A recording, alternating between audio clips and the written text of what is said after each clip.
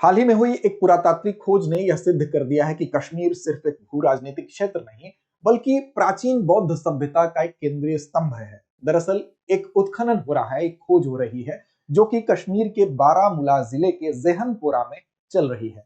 और इसी उत्खनन के विषय में प्रधानमंत्री जी ने अपने मन की बात कार्यक्रम में भी चर्चा की 28 दिसंबर को।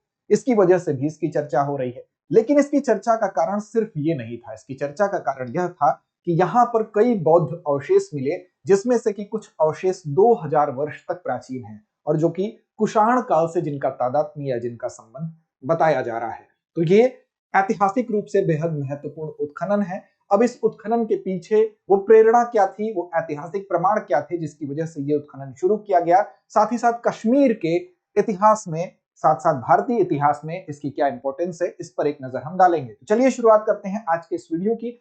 ज़ेहनपोरा उत्खनन 2000 साल पुराना बौद्ध प्रमाण। तो देखिए, खबर हमारी यही है कि यहाँ पर 2000 साल पुराने बौद्ध अवशेष मिले हैं जिनका संबंध बताया गया है कुषाण काल से। यहाँ पर स्तूप के प्रमाण मिले, संरचनात्मक अवशेष मिले और साथ साथ कुछ प्राचीन कलाकृतियां मिली। अब सवाल उठता है कि यहाँ पर ज़ेहनपोरा जो कि आपके कश्मीर में स्थित है, कश्मीर के बारामूला डिस्ट्रिक्ट में इसकी स्थिति है। अब इस उत्खनन के पीछे वो कौन से ऐतिहासिक प्रमाण थे जिसके आधार पर यहाँ पर उत्खनन शुरू किया गया। देखिए, कहीं भी उत्खनन ऐसे ही तो शुरू नहीं किया जाता है। तो दरअसल खुदाई के पीछे जिस ऐतिहासिक प्रमाण का होना माना जा रहा है वो फ्रांस के संग्रहालय में एक पुरानी तस्वीर रखी थी। अब उस आर्काइव में से उस पुरानी तस्वीर को देखा गया जिसमें कि ये बताया गया था उस तस्वीर के माध्यम से कि बारामूला जिले में 3 प्राचीन बौद्ध स्तूप हैं। अब वहां पर हो सकता है कि मिट्टी पड़ गई हो, उन पे वनस्पतियां उगाई हो या भू परिवर्तन की वजह से वो दब गए। तो ऐतिहासिक प्रमाण के तौर पर किसको इस्तेमाल किया गया, तो फ्रांस के संग्रहालय में जो पुरानी तस्वीर थी उसको प्रमाण मानते हुए यहाँ पर उत्खनन शुरू किया गया। तो वाकई यहाँ पर वो प्रमाण मिले। अब स्तूप का संरचनात्मक या जो प्राचीन कलाकृतियां हैं उनका यहाँ पर पाया जाना, जिनका संबंध कुषाण काल से बताया जा रहा है, 2000 साल पुराने हैं। अब इसमें कश्मीर के इतिहास को कैसे ये समृद्ध करते हैं। और आपको पता होना चाहिए कि कश्मीर बेसिकली अगर बौद्ध धर्म से संबंध की बात करें तो कश्मीर का पुराना रिलेशन रहा है, क्योंकि वहां पर बौद्ध धर्म पल्लवित पुष्पित होने में कश्मीर का योगदान रहा है। और उसी योगदान की ऐतिहासिक विरासत को ये वर्तमान जो उत्खनन हुआ है ये और समृद्ध करता है। कैसे करता है उसको भी हम समझते हैं, लेकिन उससे पहले आपके लिए एक सूचना यह है कि हम आपके लिए एक ऐसा कोर्स ले आए हैं कि आपकी आगामी तैयारी की बुनियाद को ये बेहद मजबूत करेगा और बेहद कम कीमत पर। इस कोर्स की सबसे खास बात इसकी कीमत है। यहाँ पर आपको 24,999 मात्र इसकी कीमत दिख रही है, जिस कोर्स का नाम क्या है, GS studio foundation live online course. अब देखिए, यहाँ पर आपके जीएस की प्रीलिम्स से लेकर मेंस तक की तैयारी, उसकी जो पूरी बुनियाद है वो मजबूत होगी। और ये जो कीमत आप देख रहे हैं, जब ऑफलाइन बैच में आप एडमिशन लेंगे तो इस पूरी की पूरी फीस को भी वहां एडजस्ट कर दिया जाएगा। तो एक तरह से ये कोर्स आपके लिए फ्री में हुआ। अब देखिए इसकी विशेषताएं क्या क्या है। तो इसमें 1250 प्लस घंटों की कक्षाओं में आपके जीएस की पूरी बुनियादी समझ को विकसित किया जाएगा। साथ साथ यहाँ पर आपको प्रीलिम्स और मेंस तक के पूरे सिलेबस को ध्यान में रखते हुए आपको 18 टेस्ट मिलेंगे। करंट अफेयर्स के 2 साल का पूरा जितना करंट अफेयर है उसके लिए क्लास के आपको एक्सेस दिया जाएगा, उसका प्रिंटेड मटेरियल दिया जाएगा। कोई भी डाउट होगा वो आप पूछ सकते हैं। तो ये सभी विशेषताएं इस कोर्स में आपको मिलने वाली हैं। साथ साथ हिंदी, इंग्लिश और इंग्लिश तीनों माध्यम में ये कोर्स है। इस कीमत में भी आपको अतिरिक्त डिस्काउंट मिल जाएगा अगर ये कोड आप इस्तेमाल करते हैं AMITABH। अब इसके लिए आपको क्या करना होगा, तो इसके लिए आपको दृष्टि लर्निंग ऐप को आप डाउनलोड करेंगे, वहां पर इस कोड का इस्तेमाल करेंगे तो आपको अतिरिक्त छूट इस फीस में भी मिलेगी। अब यहाँ पर देखिए बैच की शुरुआत की बात करें तो 5 जनवरी से हिंदी माध्यम का बैच शुरू हो रहा है दोपहर 2 बजे, इंग्लिश मीडियम का 6 जनवरी 3 बजे, इंग्लिश मीडियम का 7 जनवरी 6 बजे से शुरू हो रहा है। अब चलिए बात करते हैं कि देखिए कश्मीर में बौद्ध धर्म की अगर बात करें तो इसकी जड़ें बहुत प्राचीन हैं। आप जानते हैं कि सबसे पहले अगर हम बात करें तो मौर्य सम्राट अशोक, जिनको कि ये कहा जाता है कि 3री शताब्दी ईसा पूर्व के आसपास अगर कश्मीर में बौद्ध धर्म की जड़ों को देखा जाए तो बौद्ध धर्म के सबसे बड़े संरक्षकों में से एक सम्राट अशोक को माना जाता है। श्रीनगर की स्थापना भी इन्होंने ही की थी और इन्होंने यहाँ पर स्तूप और बौद्ध विहारों का निर्माण कराया था। तो इसकी प्राचीनता आप देख सकते हैं कि सम्राट अशोक तक जाती है। इसके अलावा जो इसकी स्थिति है, यानी कि कश्मीर की जो जिस जगह पर भौगोलिक अवस्थिति है, अगर उसको आप देखेंगे तो उस अवस्थिति की वजह से ही जो कश्मीर है वो एक सांस्कृतिक सेतु के रूप में काम करता है, यानी कि एक कल्चरल जो ब्रिज है, एक पुल है, उसके रूप में काम करता है। कैसे पुल बनाता है, तो देखिए जो मध्य एशिया है और साथ साथ आपका जो हिमालयी व्यापारिक मार्ग है, इन दोनों को कनेक्ट करने वाले जो संगम पर इसकी स्थिति है। तो इसकी स्थिति क्या है कि मध्य एशिया और साथ साथ इधर चीन से कनेक्ट करने वाले जो हिमालयी मार्ग हैं, इधर इंडिया हो गया, यहाँ पर कश्मीर की स्थिति है।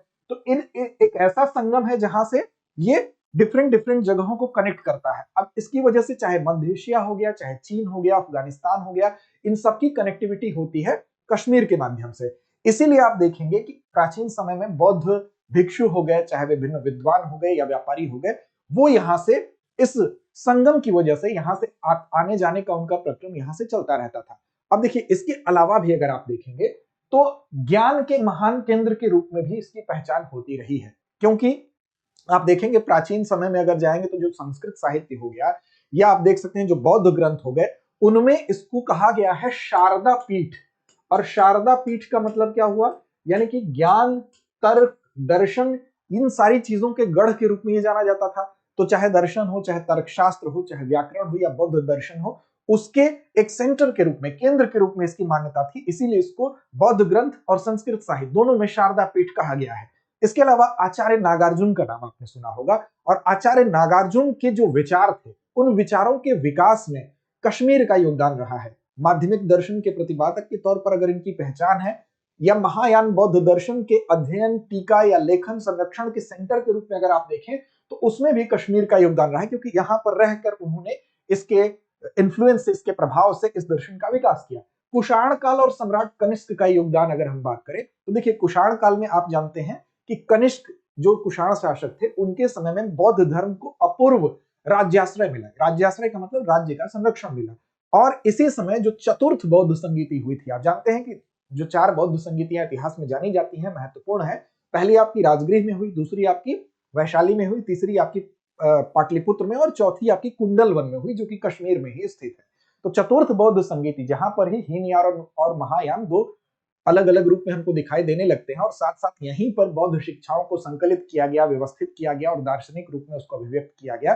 तो चतुर्थ बौद्ध संगीति, जिसकी की अध्यक्षता वसुमित्र ने की, और ये कुंडलवन कश्मीर में ही स्थित है। तो इस लिहाज से भी आप देखें तो महायान बौद्ध धर्म के अंतरराष्ट्रीय प्रसार में भी इसका योगदान है, और कुषाण काल में, कनिष्क के समय में कश्मीर का एक महत्वपूर्ण स्थान था। ये सारी चीजें किससे कनेक्ट कर रही हैं, तो बौद्ध धर्म से कनेक्ट कर रही हैं। अब देखिए, महायान विचारधारा के प्रसार की अगर बात करें, तो कश्मीर ही वो जगह है कि कश्मीर से ही, चाहे वो गांधार में ये विचारधारा गई हो, चाहे आप कह लें बैक्ट्रिया में गई हो, चाहे काबुल में, चाहे मध्य एशिया में, चाहे वैश्विक प्रसार के लॉन्च पैड के रूप में अगर हम बात करें, तो हम कश्मीर को कह सकते हैं कि जहां भी महायान बौद्ध धर्म की लॉन्चिंग हुई, तो उस लॉन्च पैड को, उस स्थान को हम कश्मीर के रूप में चिन्हित कर सकते हैं। इसके अलावा सबसे इंपॉर्टेंट चीज क्या है कि तो गिलगित जो पांडुलिपियां हैं, गिलगित पांडुलिपियों की अगर बात करें, तो प्राचीन बौद्ध पांडुलिपियों में से एक ये गिनी जाती हैं।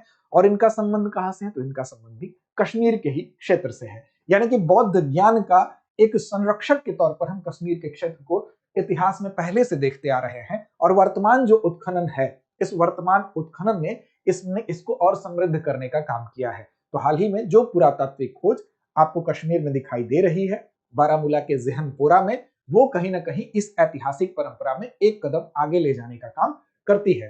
अब चलेंगे अभ्यास प्रश्न की तरफ, लेकिन उससे पहले आपको बता दें कि आपको अगर इस हमारे कार्यक्रम की पीडीएफ चाहिए, इस कार्यक्रम के लिंक चाहिए, फिर से देखना चाहते हैं, तो ये दोनों ही चीजें आपको मिलेंगी हमारे टेलीग्राम चैनल पर। और हमारा टेलीग्राम चैनल दृष्टि आईएएस यूट्यूब है, उस पर जाकर आप इसका पीडीएफ भी प्राप्त कर सकते हैं।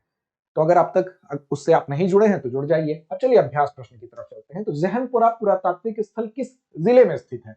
अब आप इसका जवाब दीजिए। विकल्प आपके सामने है, श्रीनगर, अनंतनाग, बारामूला या पुलवामा। तो इसका जवाब कमेंट बॉक्स में दीजिए। लड़ते रहिए अपने लक्ष्य की ओर, पढ़ते रहिए। अब एग्जाम की तैयारी को और बेहतर करने के लिए हमारे चैनल को लाइक, शेयर और सब्सक्राइब करना ना भूलें।